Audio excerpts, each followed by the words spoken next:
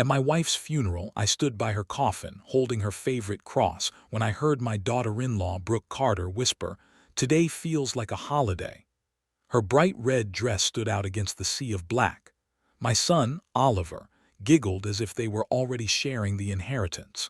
However, when the lawyer invited us to read the will, Brooke screamed and ran out of his office in tears. The rain fell in heavy sheets, drumming against the black umbrellas that bobbed like mourners' heads around my wife's coffin. I stood at the edge of the grave, clutching Alice's favorite cross, its worn silver edges biting into my palm. The air smelled of wet earth and regret. Portland Cemetery was a sea of black coats and bowed heads, but my eyes kept drifting to the splash of red slicing through the crowd. Brooke, my daughter-in-law, strode in a silk dress that clung to her like a second skin, her heels clicking on the cobblestone path. She leaned close to my son, Oliver, her lips brushing his ear. "This day is like a holiday," she whispered, loud enough for me to hear, loud enough for the nearest guests to stiffen. Oliver's giggle cut through the air like a knife. I didn't move. My fingers tightened around the cold metal of the cross, grounding me as the murmurs of the mourners faded into the rhythm of the rain. Alice was gone, and yet here they were, already carving up her memory as though it were a feast. Brooke's red dress swayed as she tossed her hair, her diamond earrings catching the dim light. She didn't belong here, not in this sacred place where I had last held Alice's hand and promised her that I would keep the family together. I'd already failed her. "Jack Whitman, I'm so sorry," a guest muttered, squeezing my arm. I nodded. My throat was too tight to reply. The priest's voice droned on with words about peace and eternal rest, but they felt hollow. My gaze flicked to Brooke again. She was whispering to Oliver, her hand on his arm and her smile as sharp as a blade. He adjusted his tie, avoiding my gaze, and his nervous laugh echoed in my chest. The guests noticed. An older woman, a friend of Alice's from church, gasped softly. "What does she think this is?" she hissed to her husband. I wanted to scream the same. When the service ended, the crowd began to disperse, their umbrellas tilting against the wind. Brooke and Oliver lingered by the path. Her red dress was a beacon of defiance. She caught my eye and smirked, treating me as if I were already irrelevant, a ghost at my own wife's funeral. My jaw clenched, but I remained silent. My dignity was all I had left. The cross in my hand felt heavier, and I could hear Alice's voice echoing in my mind. "Don't let them break you, Jack." I hadn't listened then. I was listening now. As the last guests drifted away and the rain slowed to a drizzle, leaving the cemetery quiet except for the distant hum of traffic, I stood alone by the grave. The fresh earth was dark and uneven. Brooke and Oliver had left, probably already planning how to spend the money they hadn't even claimed yet. I traced the familiar grooves of the cross with my thumb, a map of Alice's faith and love. They thought they had won. They thought I was just an old man, too broken to fight back. I slipped the cross into my pocket as a promise to myself. My other hand reached for my phone, my fingers brushing the cold screen. I didn't know who to call yet, but the need to act burned steadily and unyieldingly in my chest. "They're wrong," I whispered to the grave, my voice low but firm. The drizzle stopped and a faint ray of light broke through the clouds, catching the wet grass. I turned away from the grave, my steps deliberate, the phone still in my hand. This wasn't over. The rain tapped against the windows of my small Portland house, a steady pulse matching the ache in my chest. I sat in the dark, the only light coming from the flickering street lamp outside. On the coffee table, a photo of Alice and Oliver stared back at me, its edges yellowed with age. In that picture, Oliver was 6, his grin wide as he clung to his mother's hand. Now he couldn't even look me in the eye. I put the photograph down and ran my fingers over the worn armrest of the sofa. The fabric smelt faintly of Alice's lavender perfume. Without her, the house felt too quiet. My mind drifted to the past and the years I'd devoted to Oliver. I'd once been an engineer with dreams of designing bridges and drawing up blueprints. But when Oliver was born, those dreams took a back seat. 2 jobs, factory shifts by day and janitor work by night, paid for his private school and college education. I remembered the day I sold our old family home, which Alice had loved, to fund Oliver's wedding to Brooke. When the realtor handed me the check, I felt a part of myself slip away with it. "It's for Oliver," Alice said, squeezing my hand. I believed her. The memory shifted. I heard Brooke's sharp, mocking voice cutting through a dinner 3 years ago. "This house is so quaint. Jack, don't you ever want more?" She smirked as she swirled her wine while Oliver stared at his plate. I laughed it off, but Alice didn't. Later in our bedroom, she warned me, "Brooke's not who you think she is, Jack. She'll take everything if you let her." I hadn't listened. I wanted to believe that Oliver would see through her and come back to us. Instead, he drifted further away, his calls becoming less frequent and his visits colder. I stood up, my knees feeling stiff, and crossed to the bookshelf. The rain grew louder, a dull roar against the roof. My fingers found Alice's leather-bound notebook, the pages of which were brittle under my touch. She'd kept it by her bedside, jotting down thoughts and prayers. I opened it, the scent of old paper grounding me. A single word caught my eye, written in her careful script: justice. My breath hitched. Alice had known. She had seen Brooke's greed and Oliver's weakness, and she had left me this. A guide, a spark. The notebook trembled in my hands as I sank back onto the sofa. All the sacrifices I'd made, all the late nights, all the missed chances had been for Oliver, and he'd thrown them back in my face. Brooke's whisper at the funeral echoed in my mind. "This day is like a holiday." My grip tightened, and the edges of the notebook dug into my palms. They'd mistaken my kindness for weakness and my silence for surrender. They were wrong. I stood up again, feeling restless, and stepped out onto the porch. The rain had eased off and mist curled in the air. The notebook was still in my hand, its weight a reminder of Alice's wisdom.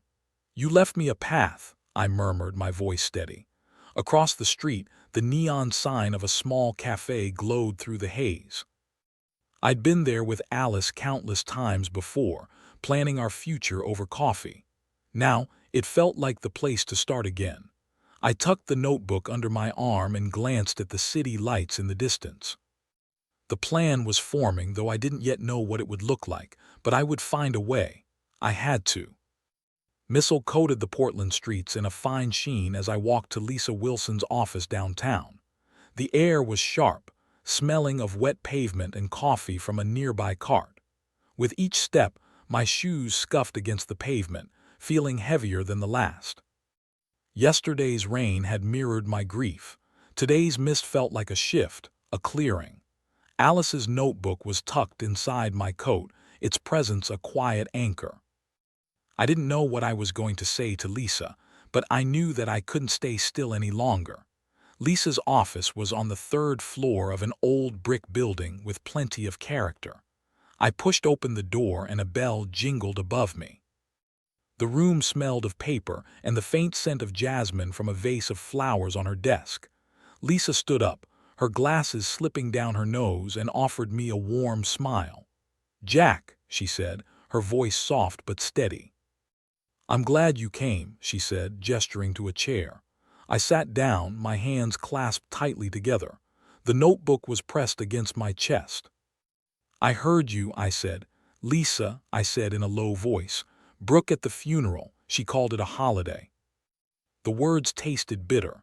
Lisa's smile faded and her eyes narrowed. "I heard about the dress," she said, leaning back.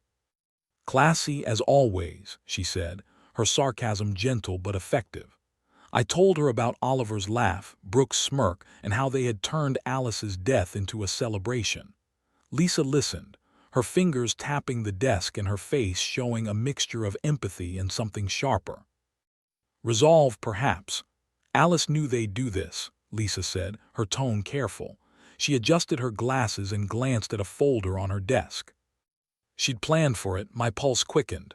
"What do you mean?" I asked, leaning forward. Lisa hesitated, then met my gaze. The will, she made sure it would surprise them. She didn't elaborate and I didn't push her. Not yet, at least. But the spark in her words lit something in me. Alice had seen their greed and she trusted Lisa to help me fight it. I want to do more, I said, my voice harder now. They need to learn what they've done. Lisa nodded, a slow, knowing smile spreading across her face. Then let's start, she said, pulling a notepad closer. We talked for an hour about the will, Brooke, and Oliver's habits and what I could do. I left her office feeling lighter. The drizzle outside felt less like waiting and more like a promise. Later, in a corner cafe, I sat with a black coffee and my phone. The espresso machine hissed and the window beside me steamed up with mist. I opened Brooke's social media and scrolled through her posts. A gallery of excess, a new designer bag, champagne-soaked parties and selfies in front of their mansion. Oliver tagged along in her photos, his smile forced. My finger hovered over the screen. My jaw was tight. They were spending money they didn't have, assuming that Alice's estate was already theirs. I jotted a note in Alice's notebook. The scratching of the pen was loud in my ears. Their address, tomorrow. I dialed an old friend who owed me a favor. "Hey, it's Jack," I said when he answered. "I need information." "Can we talk?" he agreed, no questions asked. I hung up and looked out of the window at the city. The drizzle had stopped and the clouds had parted just enough to let a sliver of sunlight through. I wrote one more line in the notebook. They don't know who they're dealing with.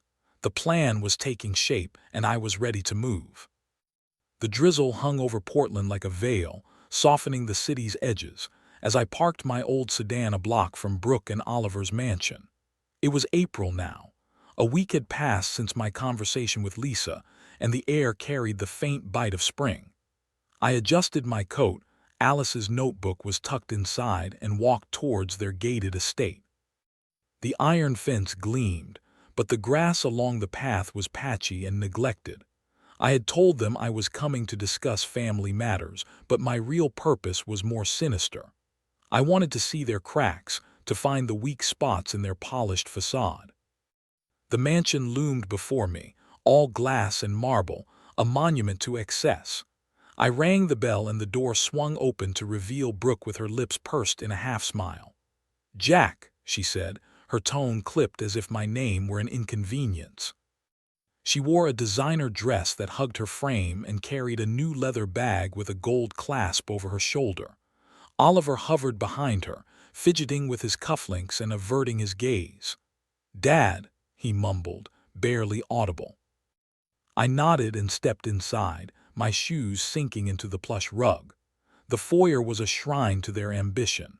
There was a crystal chandelier, a spiral staircase, and a vase with a hairline crack marring its porcelain surface. On a side table, I caught sight of a stack of envelopes, one of which was stamped with a bank's red logo. Unpaid bills, perhaps. Brooke gestured towards the living room, her heels clicking on the marble floor. "Coffee?" she asked, but her eyes said she'd rather I leave. I sat on a stiff leather sofa. The room smelt of her perfume and of something sour like spilled wine that had been left too long. "So, what's this about?" Brooke asked, perching on an armchair with her bag beside her like a trophy. "You've been quiet since the funeral." Her voice dripped with false concern, but her gaze was cold and assessing. Oliver sank into a chair, his hands twitching. I leaned back and let my shoulders slump, playing the tired old man they expected. "I just wanted to see how you're holding up," I said softly. "Alice would have wanted us to stay close." Brooke's laugh was sharp, like a blade slicing through the air. "Oh, Jack, you're so old-fashioned. Family's fine, but we've got bigger plans." She waved a hand, her bracelet jangling. "This house, our lifestyle, it takes work. You wouldn't understand." Oliver flinched, his fingers brushing a coffee stain on the table. I noticed the tremor in his hand and the way he avoided her gaze.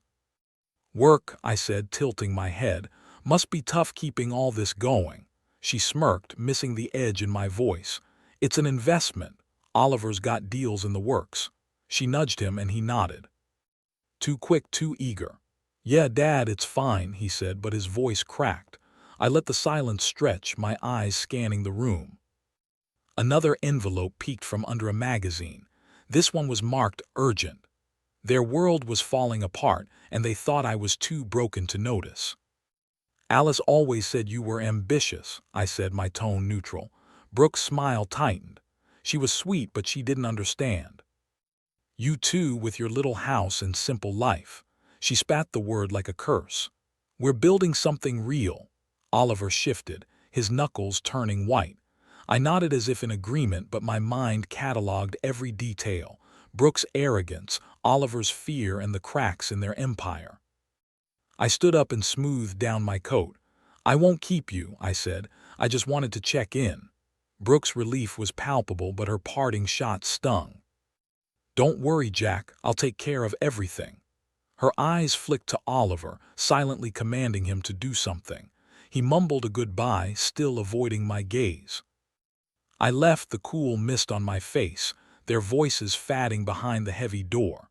Back home, the familiar creak of my floorboards welcomed me. I sat at the kitchen table, the scent of old wood grounding me. Alice's notebook lay open before me, its pages a canvas for my plan. I wrote down Oliver's debts and their weaknesses. Brooke's pride would blind her, but Oliver's fear was the key. I reached for a plain white envelope, my fingers steady. Whatever I sent would be the first stone in their downfall. I sealed the envelope. My pulse was calm but still beating. Outside, the drizzle thickened and I slipped the envelope into my pocket, already thinking of the mailbox down the street. Tomorrow, they would feel the first tremor. The mailbox clanged shut, swallowing the plain white envelope I had slipped inside. My breath fogged in the cool April air. The Portland street was quiet, except for the distant hum of traffic. I'd sent the letter anonymously, a tip to Oliver's creditors about his assets, which would be enough to stir up trouble.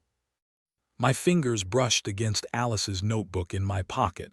Its weight was a reminder of the path I had chosen. I turned back to my car. The drizzle had been replaced by a faint evening glow, and I felt the first pulse of control. 2 nights later, I stood outside Brooke and Oliver's mansion, the bass of music vibrating through the iron gate. Brooke had invited me to her latest party, probably to gloat. I adjusted my coat, slumping my shoulders, and rang the bell. The door opened to reveal a blast of light and laughter, and a maid ushered me into a room filled with glittering dresses and clinking glasses. The air reeked of perfume and money. Brooke swept towards me, her sequined gown catching the glow of the chandelier. "Jack, you made it," she chirped, her smile as false as the diamonds around her neck. Oliver trailed behind her, his suit too tight and his eyes bloodshot.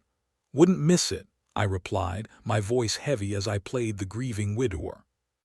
Brooke's gaze flicked over me, dismissive. "Well, mingle, we're celebrating." She spun away, greeting a cluster of guests, her laughter sharp. I moved through the crowd, the rug stained with a splash of red wine, unnoticed in the chaos.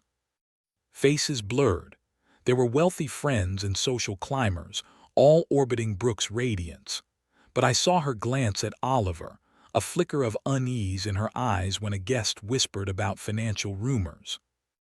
Leaning against a pillar, I sipped a glass of water and caught fragments of conversation. "Oliver's deals are risky," one man muttered. I filed this information away, my gaze fixed on Brooke as she tossed her hair and deflected questions with a laugh. Oliver was worse. His smile was brittle as he poured whiskey. When a guest asked him about his latest venture, he stammered, "It's under control." I knew better. My letter had done its work. I drifted towards Brooke, catching her in the middle of a conversation. "Alice would have loved this," I said softly but deliberately. "She was so careful with her plans, especially the will." Brooke froze, her glass halfway to her lips. "The will," she echoed, her voice tight. I shrugged, feigning innocence. "She thought of everything. You know how she was." Her eyes narrowed, but before she could press me for more information, Oliver's phone buzzed. He glanced at the screen, his face going pale, and excused himself, hurrying to a side room. The creditors were closing in. Brooke recovered, forcing a laugh. "We're fine, Jack, don't worry about your head." But her fingers gripped her glass too tightly, her knuckles going white. I nodded and retreated to the edge of the room, my heart steady. The party continued, but I had planted a seed. Oliver didn't come back, and Brooke's smiles became more forced, her eyes darting towards the door he had disappeared through. I left before midnight, the cool night air against my face. In my old sedan, the seats creaked as I checked my phone. A message from Lisa was glowing on the screen. "Next step, ready, call me." I smiled as the darkness of the car wrapped around me like a cloak. The engine hummed to life and the road stretched towards home. "This is just the beginning," I murmured, my hands firm on the wheel. The city lights blurred past, each one bringing them closer to their reckoning. The rain returned, beating against the roof of the car as I sat in my Portland living room. The photo of Alice on the shelf watched over me. It was late April, and the air smelled of damp wood and memory. A sharp knock jolted me upright. I slipped my hand into my pocket and clicked on the small dictaphone hidden there. Its faint hum was our secret. I opened the door to find Brooke and Oliver, their faces taut with anger and desperation. Brooke's coat was soaked and her bracelet glinted under the porch light. Oliver's hair was stuck to his forehead and his eyes were hollow. "Jack, we need to talk," Brooke snapped, pushing past me without invitation. Oliver followed, muttering, "Dad, please." I closed the door, the floorboards creaking beneath my footsteps. "What's this about?" I asked calmly, though my pulse raced. The dictaphone recorded silently, capturing every word. Brooke spun to face me, her eyes blazing. "You've done something, haven't you? The creditors are circling like vultures." Her voice cracked and her hands sliced the air. "Are you trying to ruin us?" I raised an eyebrow, feigning confusion. "Ruin you, Brooke? I'm just an old man grieving for my wife." She scoffed, stepping closer. "Don't play dumb, Jack. You're a pathetic has-been meddling where you don't belong." Oliver grabbed her arm, his voice low. Stop." But she shook him off, her bracelet clattering. "No, he needs to hear it. We're drowning and he's gloating." I leaned against the wall, my face a mask of fatigue. Inside, I was still seething. "Drown," I said softly. "Sounds like you spent too much of what you didn't have." Oliver flinched, his hands trembling. "Dad, we just need help, maybe just to fix things." I tilted my head, letting the silence stretch out. "Alice handled our finances," I said, my tone deliberate. "She decided everything, you know that." Brooke's laugh was bitter. "Oh, please, her precious will. We'll fight it in court if we have to." Her words hung in the air, but I didn't flinch. "Do what you must," I said, my voice cold. But Alice was thorough. Oliver's shoulders sagged and his eyes darted to Brooke as he pleaded with her to stop. She didn't. "You're nothing, Jack. Just a sad old man in a sad little house." Her words were venomous, but I let them slide off me while the dictaphone drank them in. "Maybe," I said, shrugging. "But I'm not the one begging."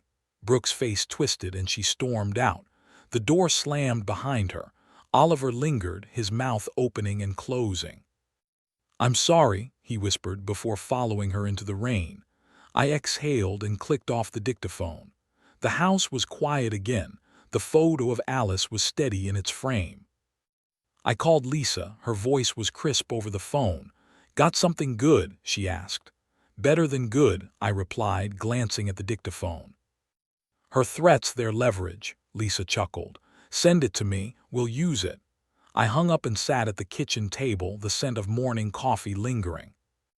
I played the recording. Brooke's voice was shrill and unguarded. Each word was a brick in the wall I was building. Opening Alice's notebook, I ran my fingers over its soft pages and wrote, "Her anger will break her." I put the dictaphone in a drawer, its click a promise. I took Lisa's business card out of my wallet and traced its edges. Outside, the rain slowed, and I knew the next move was imminent. They were unraveling, and I was just getting started. The drizzle draped Portland in a soft haze, blurring the edges of the cafe where I had met Lisa. It was mid-April, and the air smelled of espresso and damp leaves. I pushed open the door and the bell jingled as I stepped inside. The wooden tables gleamed under the warm lights and Lisa was sitting in a corner booth, her glasses fogged up from the steam of her latte. She waved me over. A stack of papers was neatly aligned beside her. I slid into the seat, feeling the weight of Alice's notebook in my coat pocket, its leather cover worn smooth from my touch. "Jack, you look like a man with a plan," said Lisa, her voice teasing but sharp. She pushed a folder towards me. "Alice's idea. Redirect most of your assets to her charity fund. It's legal and airtight, and it'll undermine whatever Brooke and Oliver expect." I nodded, my fingers tracing the edge of the folder. The idea was clever, but I wanted more. "We need leverage," I said, leaning forward. "Something to break them. I'm thinking of hiring a private investigator. Let's dig into Brooke's life." Lisa raised her eyebrows but smiled approvingly. "You're playing hard ball now. I like it." She jotted a name on her notepad, her pen scratching softly. "I know a guy," she said. "Discreet, thorough. What are we looking for?" I leaned back, the hum of the cafe grounding me. "Anything. Secrets, accounts, lies. Brooke's too cocky to cover her tracks." "Well," Lisa chuckled, tapping her pen. "Greed makes people sloppy." Alice knew that. We spent an hour hashing out the details, the legal maneuvers, the timelines, the fund setup. Lisa's sarcasm peppered the conversation. Her disdain for Brooke was clear. "She's strutting around like she's won the lottery," she said, sipping her latte. "I bet she's already spent the inheritance in her head." I smiled faintly, picturing Brooke in her red dress at the funeral. "She'll learn," I said, my voice low. Lisa nodded and slid me a contract. "Sign here. We're finalizing this." Later, I sat alone at the table with Lisa's papers tucked away. My phone buzzed. The screen was cracked but still glowing. "Crow," a gruff voice said when I answered. "The investigators got something already. Brooke's got a secret offshore account. She's siphoning money from Oliver and hiding it. Want me to keep digging?" My pulse quickened and a cold thrill settled in my chest. "Yes," I said, my voice steady. "Everything you can find." I hung up, the cafe's chatter fading as I stared at the rain-streaked window. Brooke's betrayal of Oliver was a gift, a crack in their united front. I opened Alice's notebook, its pages soft under my fingers, and transcribed her secret account. The wedge. The plan was taking shape, with each piece slotting into place like the blueprints I'd drawn as an engineer. I sipped my coffee, its bitterness sharp on my tongue. Outside, the drizzle thickened, cloaking the city in secrecy. I slipped the phone into my pocket, the key to the next move. "They haven't seen what I'm capable of," I murmured, grabbing the cafe receipt and standing up. The door jingled as I stepped into the mist. My steps were sure, and my mind was already racing ahead. The evening sky was clear, offering a rare break from the Portland spring gloom. I parked my sedan down the street from the upscale restaurant where Brooke and Oliver were dining. It was late April and the city hummed with life. I'd sent the package earlier that day, a plain envelope stuffed with bank statements from Brooke's secret account, courtesy of the investigator, addressed to Oliver anonymously.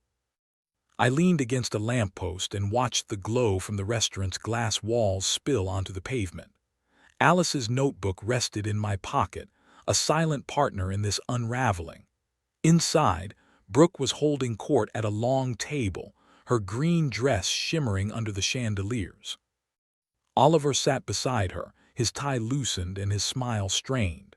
Their friends laughed and clinked glasses, but I could see the tension in Brooke's shoulders. I saw the way Oliver's hand hovered over his phone. I waited, breathing steadily, feeling the cool air against my face. The hum of the restaurant drifted out, cutlery clinking, a faint jazz melody. Then it happened. Oliver glanced at his phone and his face drained of color. He stood up, his chair scraping the floor, and slammed the device down on the table. "You've been lying." His voice cut through the room, heads turning. Brooke froze, her fork in the air. "What are you talking about?" she snapped, but her eyes darted to the other guests. Oliver thrust the phone at her, his hands shaking. "This account is being stolen from me." The table fell silent, a woman gasping softly. Brooke laughed shrilly and forced a smile. "Don't be ridiculous. Oliver, you're embarrassing us." But her voice cracked and the guests leaned away and began to whisper. Oliver didn't stop. "You think I'm weak? You think you can just—" He grabbed a glass and slammed it down, shards scattering. Brooke stood up, her face flushing. "You're pathetic," she hissed, loud enough for the whole room to hear. "You've ruined everything." Her composure shattered like the glass, the words echoing around the room. A waiter hovered uncertainly while a guest muttered, "This is a mess." Brooke's eyes scanned the room and landed on the window where I stood. I was too far away to be seen, but close enough to sense her panic. She suspected me, I knew, but suspicion wasn't proof. I turned away. The scene burned into my mind. Their world was crumbling and I had lit the fuse. My phone buzzed as I reached my car. Brooke's name was flashing. I answered. Her voice was like venom. "You're behind this, aren't you? You'll pay, Jack." I let her rant, then said goodnight and hung up. The night was quiet now, the restaurant's glow fading behind me. I sat in the cold leather seat of the car and opened Alice's notebook. My pen scratched. "Her mask is off. One more push." The engine purred to life. City lights streaked past as I drove. Brooke screamed, "Oliver's betrayal." They were music to my ears, proof that justice was close. I gripped the notebook, its pages a map of my vengeance. "She did this to herself," I murmured, watching the road stretch into the darkness. The next step was already forming, and I knew where it would lead. I turned towards home, the notebook warm against my chest, ready for whatever came next. The sun broke through the clouds in May, casting long shadows across the park opposite Brooke and Oliver's mansion. I sat on a bench, the grass damp underfoot, and watched as a tow truck hauled away Oliver's sleek black car. Another vehicle followed, loaded with furniture from their home. Creditors at work, spurred on by my anonymous tips. The air smelled of fresh earth and justice. Alice's notebook lay open in my lap, a single word marked on the page: consequences. I traced the word with my finger, feeling the weight of every choice that had led to this moment. Oliver emerged from the mansion, his suit rumpled and his face gaunt. He argued with a man holding a clipboard, gesturing frantically, but the truck rolled away. I stayed still. The park's quiet hum, birdsong, and distant traffic masked my presence. Oliver's world was shrinking, and I had made it happen. The sun warmed my face, providing stark contrast to the chill in my chest. I'd loved him once and sacrificed everything. Now, I watched him break and felt only resolve. That evening, the sound of the doorbell was sharp in my small Portland house. I opened it to find Oliver standing there, his eyes red and his hands shoved deep in his pockets. "Dad," he croaked, stepping inside without asking. The room smelled of coffee and old wood. Alice's photo was steady on the shelf. "I need help. They're taking everything." His voice trembled with the plea of a boy in a man's body. I gestured to a chair, my face unreadable. "Sit," I said, my tone flat. He collapsed into it, raking his fingers through his hair. "Brooke's furious. She says it's my fault, but I can't. I can't fix this." He looked up desperate. "You've got money, Dad." "From Mum's estate. Just a loan, please." I leaned against the counter, Alice's notebook in my hand, its weight grounding me. "Sell the mansion," I said, my voice cold. "Downsize, you don't need all that." His eyes widened and he began to panic. "Brooke would kill me, that's her dream." I shrugged, turning the notebook in my hands. "Then you've got a problem." Alice left a plan, Oliver. "It's not my call." His face crumpled and his voice was barely a whisper. "She's destroying me." I didn't flinch, though. His words stung, a faint echo of the sun I had raised. "You chose her," I said. The silence that followed was heavier than the rain. He left, dragging his feet, the door clicking shut behind him. I called Lisa, Her voice was crisp over the phone. "Papers ready?" I asked. "All set," she said. "Just say when." I nodded, though she couldn't see me. After hanging up, I stepped onto the porch and looked up at the sunset painting the sky in gold and crimson. A letter from Lisa's office was waiting for me in the mailbox. Its crisp envelope was unmarked, but heavy with promise. Holding it, I felt the paper cool against my palm and thought of Alice's cross, her notebook, her justice. "They can't escape now," I murmured, tearing open the envelope. The sun dipped lower, its light catching the first line of the letter, but I didn't read it yet. Stepping back inside with the letter in one hand and the notebook in the other, I felt the final pieces falling into place. The phone on the table gleamed, waiting for my next call. The lawyer's office in downtown Portland was a cold box of mahogany and paper, the kind of place that swallowed sound. It was midday in 2025, and the sun was struggling to break through the thick clouds, casting faint shadows on the carpet. I sat across from Brooke and Oliver with my hands folded. Alice's silver cross was cool in my pocket.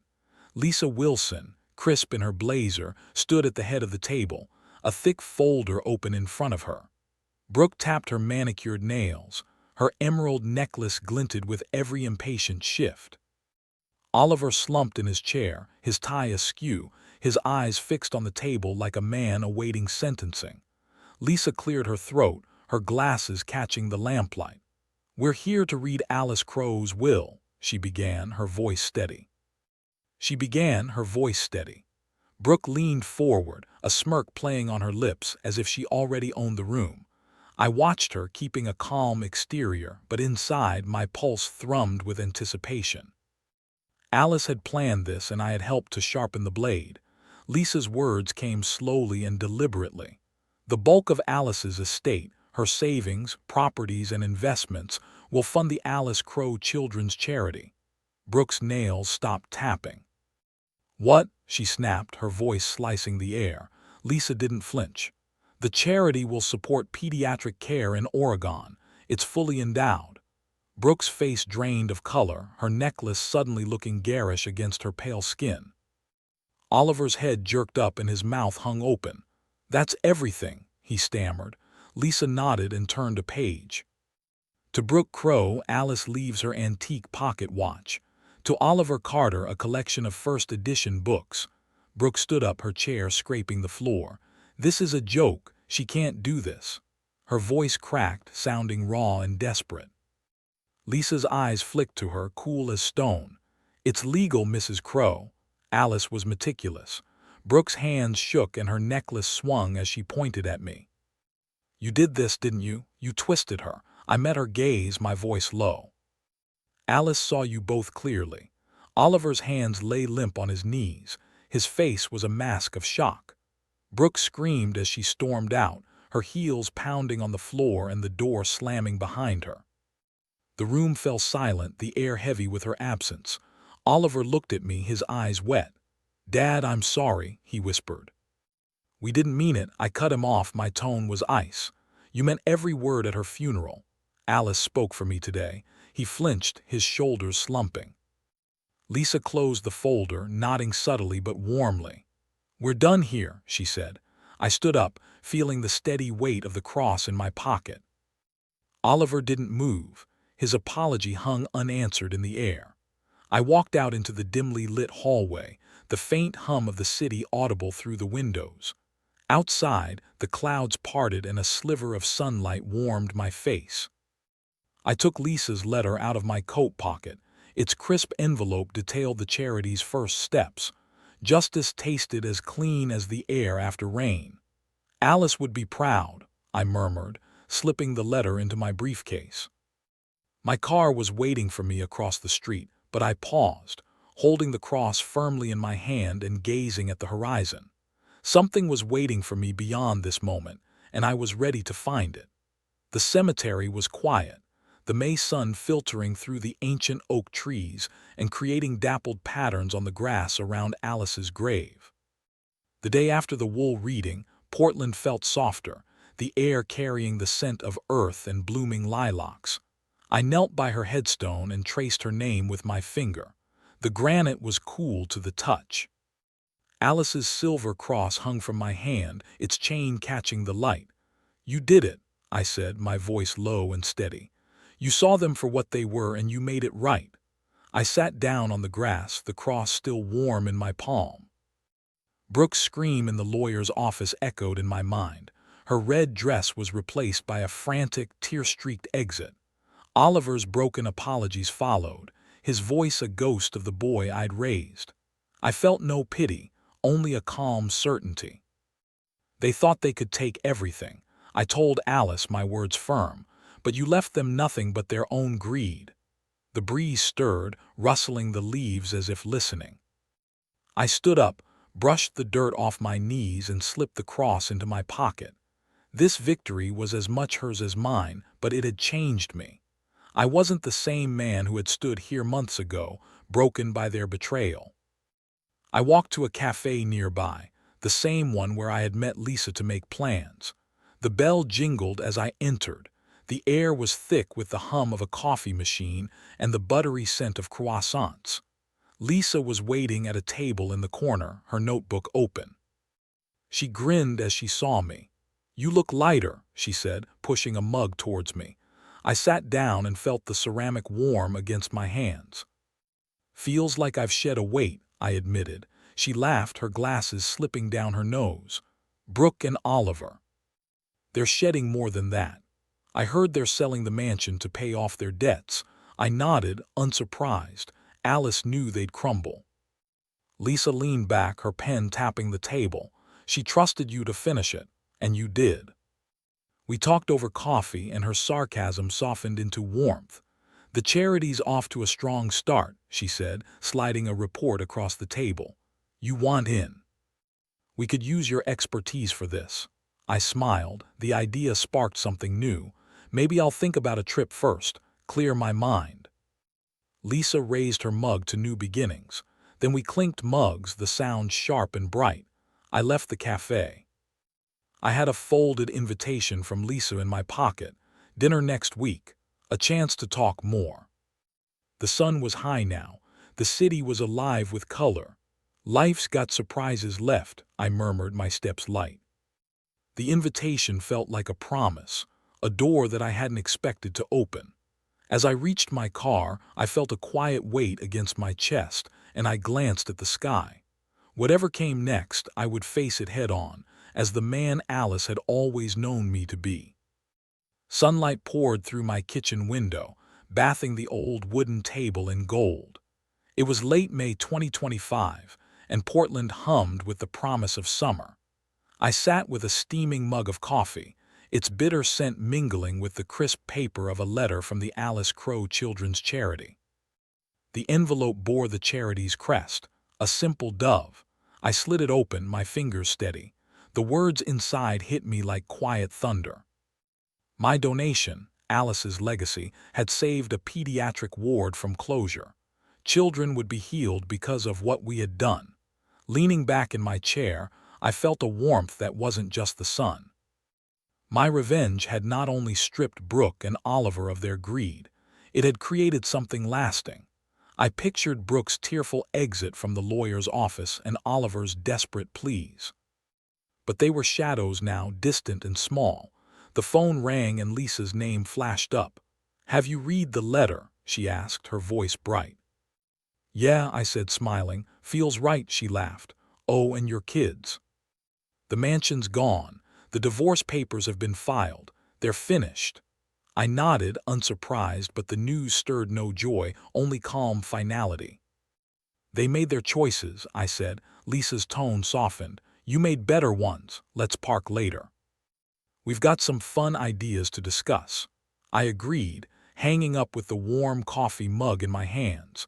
The letter lay open on the table, a testament to Alice's vision. I traced the dove with my thumb. Her wisdom was still guiding me.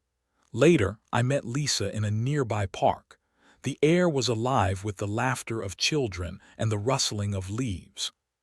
We sat on a weathered bench, its paint chipped but its structure sound. Lisa's notebook was full of sketches, new projects, clinics, and scholarships. "This could be big," she said, her eyes sparkling. "You in?" I grinned, the weight of the past months lifting. "Count me in," we laughed easily. Her hand brushed mine as she pointed to a drawing. Our friendship had grown where I hadn't expected it to. It was a gift Alice had left behind. The sun was setting, casting long shadows across the grass. I stood up with Alice's notebook in my hand. Its leather was soft from months of planning. Brooke and Oliver were gone. Their world had collapsed, but mine was opening. I thought of a trip. Maybe the coast, or maybe farther afield, somewhere to breathe. To dream again. I opened the notebook and with my pen hovering, wrote a single line. The words felt like a vow, but I kept them to myself, a secret for the road ahead. The world was still waiting, I murmured as I tucked the notebook away.